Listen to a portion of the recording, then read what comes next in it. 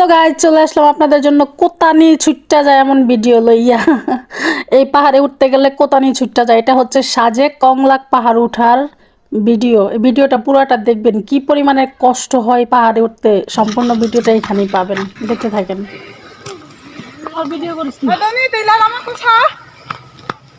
আপনি করার লাগে না তোমাকে রক্ত গরমে রাখি ততরি করে নেন বাবা।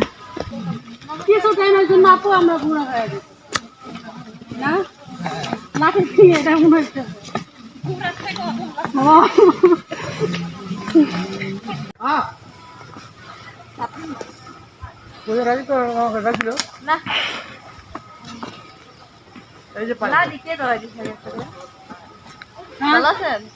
কেমন আছেন?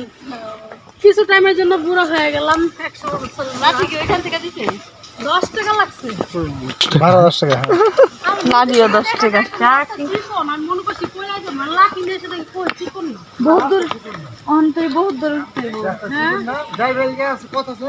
আপনি নামার সময় নিচটা উপরে উঠেন, উপরটা এরকম খাড়া জায়গা, নিচটা উপরে উঠেন, কারণ আমরা যাই মানুষ উপরটা উঠে নিচটা নামে দুটো রাস্তা।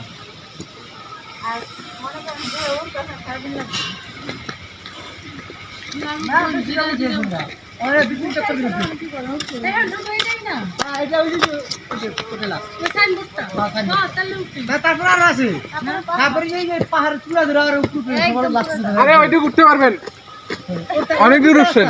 নিচটা উঠলে সহজ, আর না উঠতে পারলে কি করে চিটপটাং হয়ে পড়ে উঠতে পারবেন। হয়ে গেছে আরে ওই যে দুটো মিনিট দেখি